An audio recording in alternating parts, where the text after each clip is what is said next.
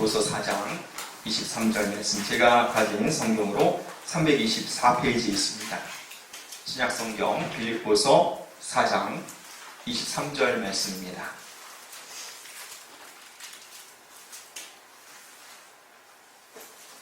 우리 다 찾으셨으면 우리 같이 한 목소리로 읽어보겠습니다. 주 예수 그리스도의 은혜가 너희 심령에 있을지어다. 아멘. 여러분 한 주간 평안하셨습니까? 우리 빌립보서를 보면서 우리가 주 안에서의 기쁨을 우리가 함께 배우고 있는데, 우리 옆에 분들이 한번 인사하겠습니다. 주 안에서 기뻐하십시오. 우리 주 안에서의 참된 기쁨을 누리는 우리 담비교회 성도들 되시기를 간절히 축원드립니다. 제가 보니까 작년 9월부터 우리가 빌립보서를 함께 공부하기 시작했더라고요. 작년 9월부터 시작한 이 빌립보서 강의를 이제 오늘 마치려고 합니다. 제가 그동안 이 빌립보서를 설교하면서 물론 그 전에도 참 많이 읽었던 귀한 말씀이지만, 특별히 이번에는 이 바울의 이 귀한 편지가 저에게는 굉장히 참 따뜻하고 예쁘다라는 그런 느낌을 많이 주었던 그런 시간이었던 것 같아요. 여러분들 어떠셨나요? 여러분들 이 빌립보서를 어떻게 읽으셨어요? 이 귀한 말씀이 여러분들의 신앙생활에 있어서 정말 큰 힘과 위로와 능력으로 자리매김할 수 있기를 간절히 부탁드립니다. 빌립보서의 모든 구절들이 참 아름답고 다 귀하지만, 또 우리가 다 기억해야 할 귀한 말씀들이지만, 오늘은 그 중에서도 우리가 이 빌립보서를 기억하고 이해하기 위해서 여러분들이 아셔야 할, 또 기억하셔야 할 몇 가지 구절들을 우리가 살펴보고, 그것을 중심으로 전체 빌립보서의 말씀을 정리하고, 그리고 오늘 읽은 우리 본문 말씀 마지막 구절이죠. 이 마지막 말로 결론을 맺으려고 합니다. 여러분들은 혹시 빌립보서 들으시면서 어떤 말씀이 가장 기억에 남으시나요? 빌립보서 구절 중에서 제일 기억에 남는 그런 말씀들이 있으세요? 우리가 이 빌립보서를 여러분들이 잘 이해하시기 위해서는 먼저 여러분들이 기억하셔야 될 말씀이 있는데, 1장 6절 말씀입니다. 우리 한번 돌아가서 한번 보도록 하겠습니다. 빌립보서 1장 6절 말씀입니다. 자, 우리 찾으셨으면 우리 같이 한번 읽어보겠습니다. 너희 안에서 착한 일을 시작하시니가 그리스도 예수의 날까지 이루실 줄 우리는 확신하노라. 아멘. 여러분 기억나십니까? 예. 여기서 여러분 너희 안에서, 여기서 너희는 누구죠? 1차적으로는 빌립보 교회의 성도들이고, 더 나아가서는 저와 여러분들 말씀을 듣는 우리입니다. 우리 성도 그리스도인이죠. 우리 안에서 착한 일, 여기서 착한 일이라는 것은 우리가 받은 구원을 이야기합니다. 구원을 가리킨다라고 말씀을 드렸어요. 사도 바울은 뭐라고 얘기합니까? 우리가 받은, 저와 여러분들이 받은 이 구원의 시작이 누구로부터 말미암았다라고 분명히 얘기합니까? 그래요. 하나님으로부터 말미암았다. 구원은 내가 시작한 것이 아니야. 구원은 우리 중에 누가 스스로 시작한 것이 아니라는 겁니다. 구원은 오직 하나님으로부터 말미암았음을 바울은 분명하게 밝히고 있어요. 이 말은 저와 여러분들, 우리의 어떤 자격이나 우리의 어떤 조건이나 우리의 어떤 행함이 아니라, 저와 여러분들이 어떠한 사람이냐, 그것이 아니라 오로지 하나님의 택하심과 하나님의 부르심에 의해서 저와 여러분들의 구원이 시작되었다는 말입니다.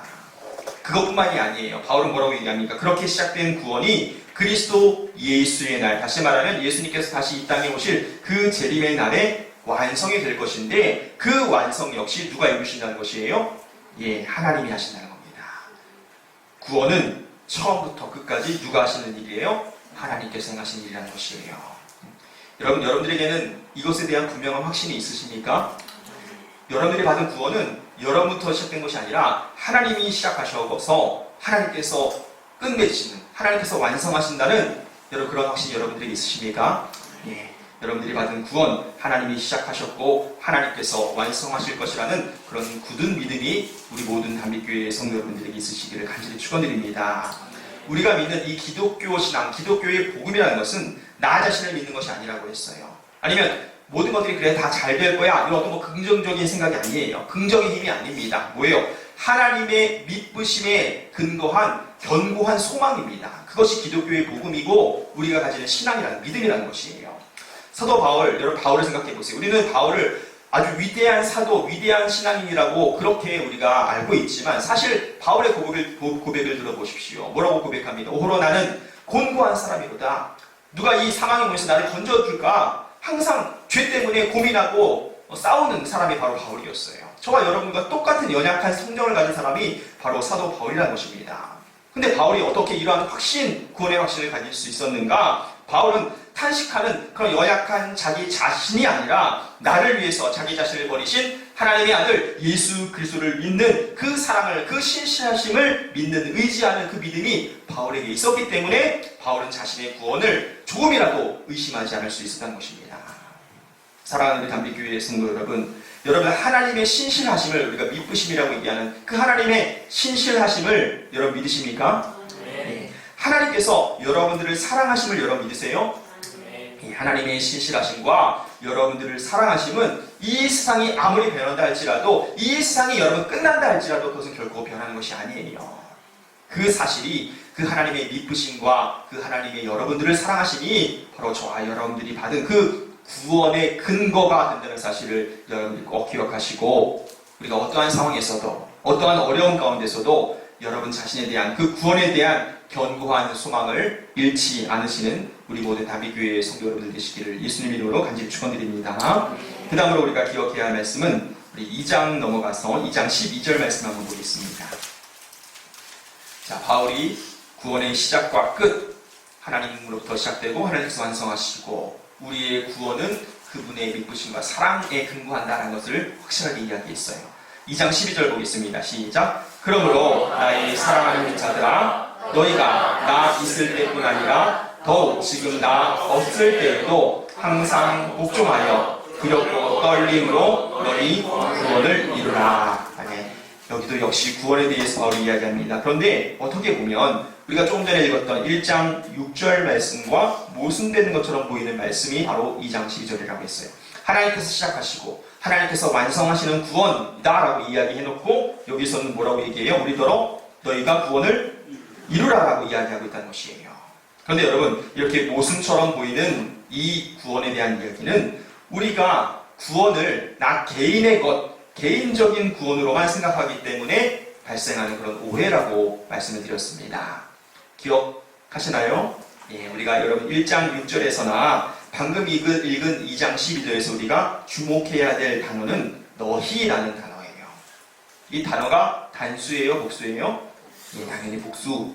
예, 너 한 사람이 아니라 너희들이라는 뜻입니다. 이것을 우리가 주목해야 한다는 것이에요. 그러니까 1장 6절이나 2장 12절이나 모두 개인이 아니라 우리 공동체, 다시 말하면 교회 공동체 안에서 이루시는 하나님의 구원에 관한 말씀이라는 것입니다.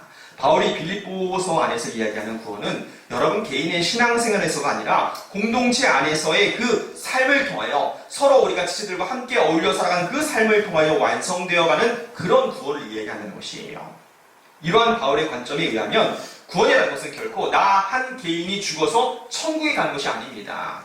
물론 구원은 우리가 죽고 천국에 가는 것, 그것도 구원이라고 이야기해요. 그것도 포함이 됩니다. 그러나 바울이 여기서 지금 너희들이 이루라 라고 말하는 그 구원이라는 것은 그리스도의 복음에 합당한 그런 삶을 사는, 그렇게 그리스도의 구원에 합당한 삶을 살려고 노력하는 그런 사람들이 모여있는 이 교회 공동체에서 우리가 함께 이루어가는 그러한 모습이 바로 구원이라는 것이에요. 저와 여러분들은 지금 이곳에서 뭐하고 있는 거예요? 우리가 예배하고, 우리가 섬기고, 우리가 사랑하고, 때로는 우리가 문제하고, 그러나 그 가운데서 우리가 하나님의 뜻을 찾아서 우리가 서로 또 협력하고, 이러한 모든 일들은 우리가 구원을 이루어가는 과정 중에 일부라는 것입니다. 저희가 하는 이 모든 일들이 다 뭐라고요? 구원이라는 것이에요. 다른 말로 하면 성화라고도 이야기할 수 있겠죠. 오늘날 우리 한국교회와 또 우리 성도들에게 가장 부족한 것이 이런 공동체적인 구원에 대한 인식이라는 것입니다. 사회가 점점 개인주의가 되고 이기주의가 가득하게 되는 건데, 우리 교회 안에서도 나 혼자 잘 믿고 나 혼자 구원받으면 돼 라는 이런 생각이 팽배해진다는 것이에요. 그래서 교회에 나가서 시험 들지 말고 사람들과 불편해지지 말고 그럴 바에 차라리 그냥 나 혼자서 집에서 TV로 유튜브로 예배드리면 되지, 이런 생각을 하는 사람들도 많아진다는 것입니다.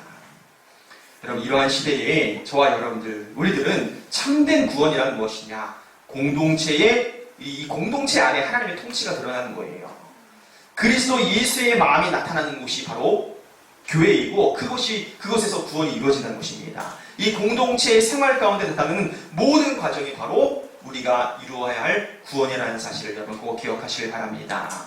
그런 의미에서 저와 여러분들은 이미 구원받은 사람이지만 여전히 구원을 이루어가고 있다는 것이에요. 사랑하는 우리 담비교회 성도 여러분, 우리가 받은 이 구원을, 또 우리가 이루어야 하는 이 구원을 우리가 공동체적으로 그렇게 볼 수 있는 관점을 가지시기를 간절히 부탁드립니다. 여러분 각자가 구원받는 것이에요. 그러나 동시에 우리 담비교회가 구원받는 것입니다. 담비교회 공동체가 구원받는 것이에요. 여러분들이 속해 있는 이 담비교회가 얼마나 여러분 중요한 것인지, 여러분들의 구원에 있어서, 여러분들의 신앙에 있어서 얼마나 중요한 역할을 하는 것인지 여러분 잊지 마시길 바랍니다. 그래야 우리가 이 교회 공동체를 구성하는 이 형제자매들이, 이 지체들이 얼마나 소중한, 중요한 존재인지를 우리가 잊지 않을 수 있다는 것이에요. 여러분들이 경험하시는 이 구원의 과정 중에서 정말 중요한 일이, 가장 중요한 일이 무엇인지 아십니까? 여러분들이 어떤 직분을 맡았느냐, 여러분들이 어떻게 많이 봉사하느냐, 얼마나 성경을 많이 읽고 얼마나 헌금을 했느냐, 그것이 아니라 예수 그리스도의 마음을 품고 이 공동체 안에서 얼마나 지체들을 섬기고 사랑했느냐가 중요한 것입니다. 하나님은 그것을 보신다는 거예요. 그러므로 여러분들이 참된 성도로서 신앙생활을 한다는 것, 단순히 여러분 자신의 문제가 아니라 이 교회 공동체를 이루고 있는 다른 지체들, 여러분 지금 옆에서 함께 예배드리고 있는 이 성도들과의 관계와 깊은 관계가 관련이 있다는 사실을 꼭 기억하시기를 간절히 부탁드립니다. 또 한 가지, 우리가 1장 6절 그리고 2장 12절 이 구원에 관한 말씀 가운데서 깨달을 수 있는 진리가 하나 더 있습니다. 저와 여러분들이 참으로 놀랍게도 영광스럽게도 하나님의 그 놀라운 구원의 역사에 참여한다는 것입니다.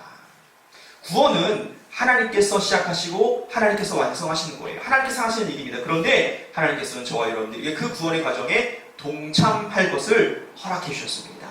참여하도록 하시는 거예요. 우리 안에 착한 일을 시작하신 분 하나님, 그분께서 그리스도의 예수의 날까지 그 일을 완성하실 것도 분명합니다. 그런데 그 과정 가운데 분명히 저와 여러분들이 해야 할 역할들이 있다는 것이에요. 바울은 우리에게 뭐라고 얘기합니까? 순종하여서 두렵고 떨림으로 이 구원을 이루라 라고 말합니다. 두렵고 떨림으로 이 구원을 이루라는 말은 내 구원이 이루어질까? 이루어지지 않을까? 이렇게 염려하고 걱정하는 말이 아니라고 했어요. 구원에 대해서 의심하는 말이 아니라고 했습니다. 이 말은 하나님만을 의지하는 그런 겸손한 태도, 나는 할 수 없고 나는 능력이 없지만 하나님께서 하실 수 있습니다. 하나님만이 하실 수 있습니다. 그런 겸손한 태도로 이 공동체 안에서 서로를 격려하고 함께 우리가 구원을 이루어 나가야 한다는 것입니다. 구원은 결코 우리의 힘으로 이룰 수 있는 것이 아니에요. 구원은 분명히 하나님께서 하시는 일입니다. 그렇다고 여러분 우리가 두 손 두 발 다 놓고 아무것도 안 하면서 가만히 있으면 구원이 저절로 우리에게 임하는 것이 아니라는 거예요. 구원을 이루는 과정에는 하나님의 역사심이 분명히 있지만 그 가운데 우리 인간의 여러분들의 참여가 아주 절묘하게, 하나님의 지혜 가운데 절묘하게 어우러져 있다는 것이에요. 그래서 여러분 13절에서 바울은 뭐라고 이야기합니까? 너희 안에서 행하시는 이는 하나님이시니 자기의 기쁘신 뜻을 위하여 너에게 손을 두고 행하게 하신다라고 얘기합니다. 우리 안에 기쁜 뜻을 심어주시고 우리에게 그것을 행할 능력을 주시는 분은 누구세요? 하나님이세요. 저와 여러분들의 힘으로, 저와 여러분들의 뜻대로 할 수가 없어요. 구원해서 우리가 그런 것을 할 수가 없습니다. 그러나 우리에게 심어주신 그 하나님의 뜻을 가지고, 우리에게 주신 그 능력을 가지고 우리의 손과 우리의 발을 움직여서 모든 일을 원망과 시비가 없게 하고 흠이 없는, 순전하여서 어그러지고 거스르는 세대 가운데 하나님의 흠없는 자녀들로 빛 가운데 빛들로 나타나도록 힘쓰는 이 일은 누가 해야 되는 거예요? 저와 여러분들이 힘쓰고 애쓰고 노력하고 저와 여러분들의 의지와 노력으로 해야 한다는 사실을 여러분 꼭 기억하시기를 간절히 축원드립니다. 그 다음 우리 다시 1장을 한번 넘어가서 1장 29절 말씀도 보겠습니다. 1장 29절입니다. 자, 1장 29절 찾으셨으면 같이 읽습니다. 그리스도를 위하여 너희에게 은혜를 주신 것은 다만 그를 믿을 뿐 아니라 또한 그를 위하여 고난도 받게 하려 하십니다.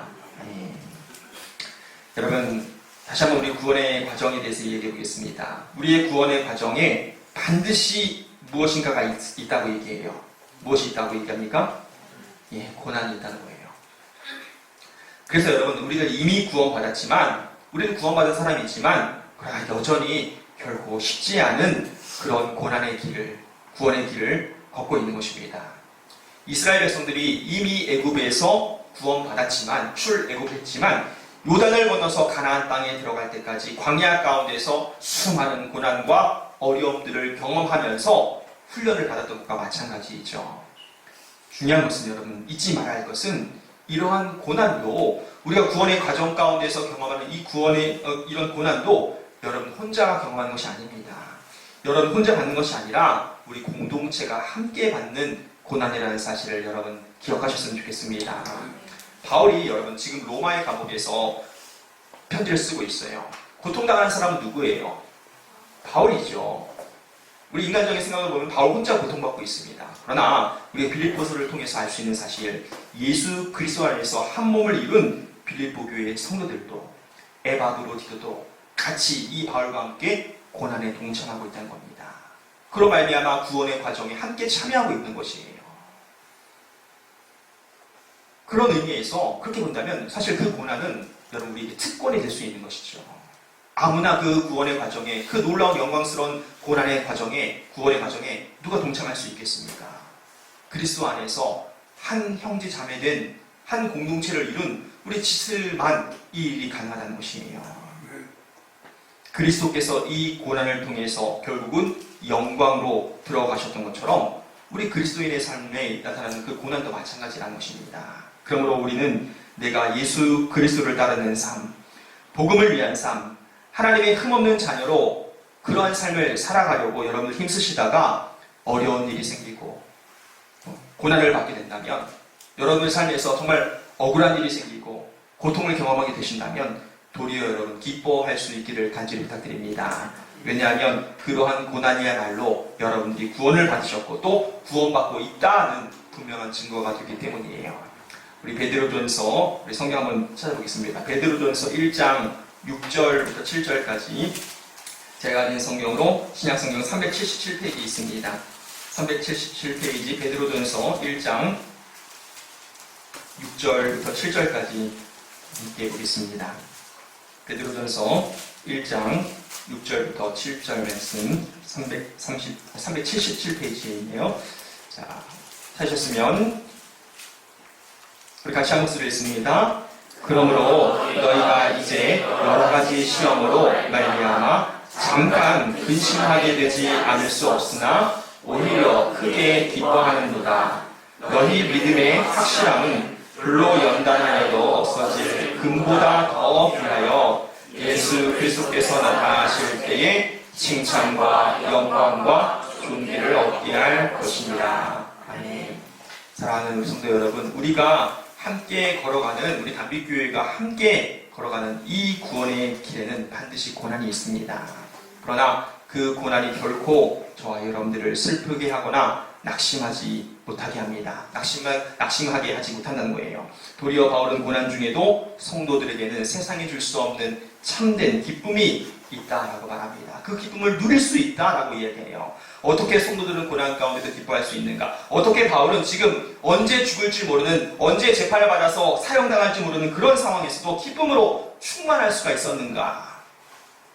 주 아니라고 하는, 그리스도 예수 아니라고 하는, 예수님 아니라고 하는 관점이 바울에게 있었기 때문입니다. 고난이 있고 그 길이 쉽지 않지만 기쁨으로 그 구원의 길을 계속해서 걸어갈 수 있는 그 이유는 우리에게, 저와 여러분들에게 주 안, 예수 그리스도 안이라고 하는 관점이 우리에게 주어졌기 때문이라는 것이에요. 빌립보서의 가장 중요한 주제가 뭐라고 했어요? 고난 가운데서의 기쁨이라고 했습니다. 고난 중에서도의 기쁨, 고난 중에서의 기쁨이라고 할 때에 바울은 그 기쁨, 고난을 당하지만, 옥에 매여 있지만, 내가 핍박을 당하지만, 내가 밥을 못 먹지만, 내가 매를 맞지만, 내가 억울한 옥살이를 하고 있지만, 그러나 그 가운데서도 내가 기뻐할 수 있는 그 기쁨을 가능하게 하는 가장 중요한 근거가 무엇이냐? 바로 주 안에 있기 때문이라는 것입니다. 나는 예수 안에 지금 매여 있는 거예요. 감옥에 있는 것이 아니라 나는 지금 주님 안에 있는 거예요. 그렇기 때문에 주님 안에서 기뻐할 수 있다는 것입니다. 그래서 여러분 이 짧은 4장밖에 되지 않는 이 편지 안에서 바울은 주 안, 그리스도 안, 예수 안이라고 하는 이 표현을 20번이나 반복해서 사용합니다. 그렇다면 여러분 주 안의 관점을 가진다는 것이 구체적으로 어떤 것입니까? 우리가 주 안이라고 하는 관점을 가지고 살아간다는 것은 어떻게 살아가는 것인가요? 바울은 그것을 뭐라고 얘기합니까? 2장 5절부터 8절까지 예수님의 이야기를 합니다. 2장 5절부터 8절까지 말씀, 빌립보서 2장 5절부터 8절 한번 보겠습니다. 빌립보서 2장 5절부터 8절입니다. 같이 읽어보겠습니다. 시작. 너희 안에 이 마음을 품으라. 곧 그리스도 예수의 마음이니 그는 근본 하나님의 본체시나 하나님과 동등됨을 취할 것으로 여기지 아니하시고 오히려 자기를 비워 종의 형체를 가지사 사람들과 같이 되셨고 사람의 모양을 하나사 자기를 낮추시고 죽기까지 복종하셨으니 곧 십자가에 죽으시니라. 주 안이라고 하는 그 관점을 갖는 것은 결국은 예수님의 마음을 갖는 거예요. 예수 그리스도의 마음을 갖는 겁니다. 예수님의 마음, 본래 하나님과 동일한 본체이셨지만 그분께서 자신의 모든 것들을 다 포기하시고 자기 자신을 위해서는 하나님 되심을 통한 어떤 유익도 취하지 아니하시고 다 내려놓으시려는 그 마음, 자신의 지위, 자기의 특권, 자신의 영광을 저와 여러분들을 위해서, 다른 사람을 위해서 완전히 내려놓으시는, 다 희생하시는 그 마음, 그리고 그 행동, 그것이 바로 예수님의 마음, 예수 그리스도의 마음이라는 거예요. 이러한 예수 그리스도의 마음을 내가 품고 그 마음으로 나를 바라보고 그 마음을 통해서 다른 사람을 바라보고 그 마음을 가지고 세상을 바라보고 해석하고 판단하고 행동하는 것, 그것이 여러분 주 안이라고 하는 관점을 가지고 살아가는 우리 성도들의 삶이라는 것입니다. 우리에게 그러한 관점이 있어야, 그런 예수 그리스도의 마음이 있어야 우리는 고난 중에서도 기쁨을 잃지 않을 수가 있다는 것이에요. 그런 마음이 우리 가운데 있어야 이 공동체 안에서 두렵고 떨림으로 우리의 구원을 이루어갈 수 있다는 것입니다. 다른 사람을 나의 이익을 위한 도구나 수단으로 삼고 저 사람을 나를 위해서 희생시키는 그런 세상 가운데서 우리는 어떡합니까? 도리어 나를 포기하고 내가 스스로 낮아지고 내가 스스로 저 사람의 종이 되고 내 것을 내놓아서 다른 사람의 유익을 위해서 쓰는 것, 이것이 여러분 그리스도 예수의 마음을 품고 주 안에서의 관점, 주 안이라고 하는 그 관점을 가지고 살아가는 사람만, 성도들만 가능한 삶이라는 것이에요. 예수 그리스도께서 이러한 마음을 품으시고 그러한 삶을 사시고 그러한 길을 가셨습니다. 먼저 그 길을 가셨어요. 그래서 사도 바울은 그러한 그리스도의 모습을 본받기를 원하고 그런 그리스도의 고난에 동참하고 그분의 죽으심을 본받기를 일평생 소원으로 삼았다는 것입니다. 그러면서 바울은 뭐라고 얘기합니까? 그것이 자기로서 끝나는 것이 아니라 너희는 나를 본받으라. 저와 여러분들에게 동일한 삶의 목표를 가지라고, 동일한 삶의 목적과 목표를 가지라고 우리에게 도전하고 있는 것이에요. 3장 13절 14절 보겠습니다. 빌립보서 3장 13절 14절입니다. 3장 13절 14절 같이 있습니다. 형제들아, 나는 아직 내가 작은 줄로 여기지 아니하고 오직 한 일, 즉 뒤에 있는 것은 잊어버리고 앞에 있는 것을 잡으려고 표대를 향하여 그리스도 예수 안에서 하나님이 위에서 부르신 부르심의 상을 위하여 달려간다. 우리 사랑하는 다비교회 성도 여러분, 그리스도 예수를 아는 지식이 가장 귀하고 가장 가치 있고 가장 고상하기 때문에 이전에 자신에게 귀한 것으로 여겨지던, 자신의 자랑거리로 여겼던 그 모든 것들을 이제 배설물로 여기게 되었다라는 이 바울의 고백에 여러분들 어떻게 반응하셨습니까? 여러분 어떻게 반응하고 계십니까? 바울의 도전에 여러분들의 관점이 변화되셨습니까? 여러분들의 삶의 우선순위의 변화가 일어났습니까? 공동체를 바라보는 여러분들의 시선이 좀 달라지셨습니까? 고난을 대하는 여러분들의 태도가 달라지셨습니까? 여러분 마음에 바울이 그토록 강조하는 이 기쁨이 회복되셨습니까? 영국의 이코노미스트라고 하는 그 경제 잡지가 있죠. 유명한 경제지가 있는데 거기 기자로 있다가 우리 한국의 특파원으로 파견되어서 온 다니엘 튜더라고 하는 사람이 있습니다. 그 사람이 2013년도에 이런 제목의 책을 출간을 했어요. 한국에서 출간을 했습니다. 책 제목이 이거예요. 기적을 이룬 나라, 기쁨을 이룬 나라, 기적을 이룬 나라, 기쁨을 이룬 나라. 이 영국 기자의 눈에 비친 대한민국은 경제적으로는 정말 불가능한 기적을 이룬 나라라는 것이에요. 불가능해서 가능을 일구어낸 나라가 바로 대한민국이라는 것입니다. 그런데 동시에 대한민국은 그 과정 가운데 기쁨을 잃어버렸다. 참된 기쁨과 행복을 잃어버렸다라고 이 기자는 진단하고 있습니다. 여러분 어때요? 이 외국인 기자의 말에 여러분 동의하십니까? 동의하실 수도 있고 하지 않으신 분도 계시겠지만, 그러나 분명한 것은 오늘날처럼 기쁨과 만족이 절실할 때가 없는 것 같아요. 우리에게 기쁨이 회복되고 만족이 회복되어야 될 때가 없는 것 같습니다. 모두가 다 지치고 낙심하고 절망하고 힘들어하고 다 아픔이 있습니다. 다 아파해요. 어른들 뿐만이 아니라 아이들도 기쁨과 만족을 다 잃어버렸습니다. 우리 아이들도 스마트폰 새로 사줄 때나 게임기 사줄 때나 기뻐하지, 항상 불만과 불평과, 이 사회도 서로에 대한 비난과 대립과 분쟁과 미움만 가득해요. 과학과 기술이 그 어느 때보다 정말 발전해서 정말 놀라울 지경입니다. 경제적으로도 여러분 얼마나 잘 삽니까? 사실 다 힘들다고 하지만 지금처럼 잘 살 때가 어디 있습니까? 경제적으로 부유해지면서 우리의 육체는 너무나 편안해졌어요. 그런데 여러분 점점 더 우리는 영적으로, 정신적으로는 병들어가고 피폐해지고 있다는 것입니다. 한 기사에 따르면 이 스마트폰 때문에 ADHD 여러분 아시죠? 우리 주의력 결핍 과잉 행동 장애, 이 스마트폰 때문에 15%가 증가했다는 통계 결과가 있습니다.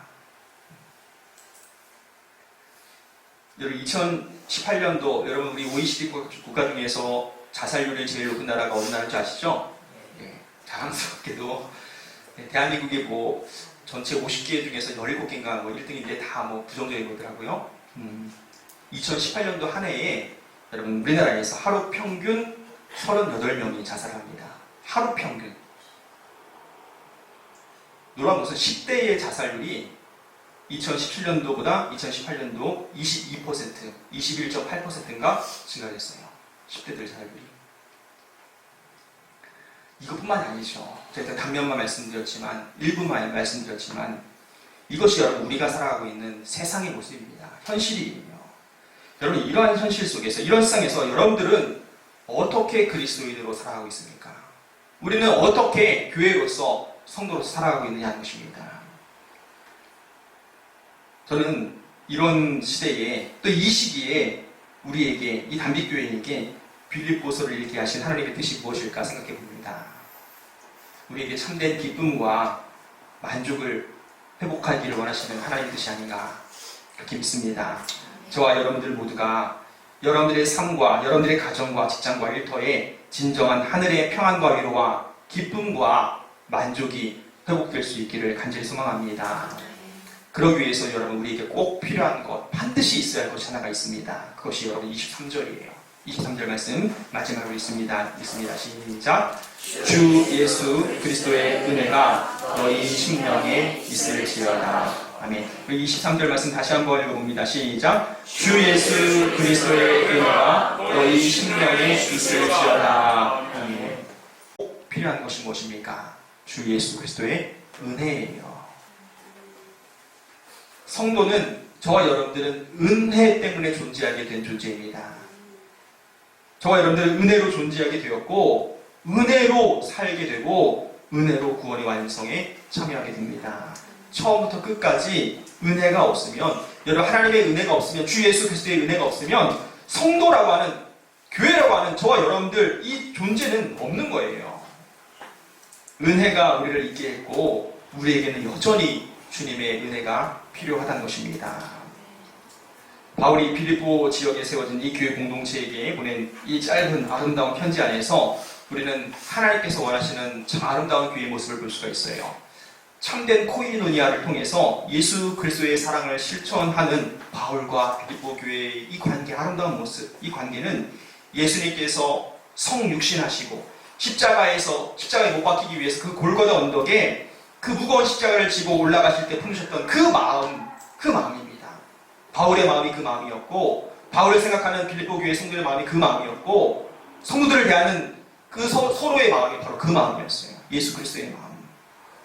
예수 그리스도께서 하나님으로부터 이 세상에 보내심을 받은 것처럼 빌립보 교회는 하나님으로부터 빌립보 지역에 보내심을 받은 공동체였습니다. 그곳에서 별과 같이 빛나서 생명의 말씀을 내어서 그리스도의 복음을 그 빌립보 지역에 비추고 전하는 공동체가 빌립보 교회였어요. 여러분, 우리 담비교회는 하나님으로부터 이 지역에 보내심을 받은 공동체임을 여러분 믿으시길 바랍니다. 여러분들은, 담비교회의 성도인 여러분들은 하나님으로부터 여러분의 가정에, 여러분들의 직장에, 여러분들의 삶의 자리에 보내심을 받은 교회라는 사실을 잊지 마시기 바랍니다. 그곳에서 여러분들 예수 그리스도의 그 마음을 품으시고 주님께서 하라고 하신, 또 바울이 쫓았던 그 길을 우리가 함께 따라가며 주 안에서 참된 기쁨과 만족을 누리고 복음을 전하는 사명을 감당할 자로 부르심을 받았음을 기억하시기를 간절히 축원드립니다. 오직 주 예수 그리스도의 은혜로 이 일을 감당할 수 있는 저와 여러분들 되시기를 예수님의 이름으로 간절히 축원드립니다. 아멘. 아멘.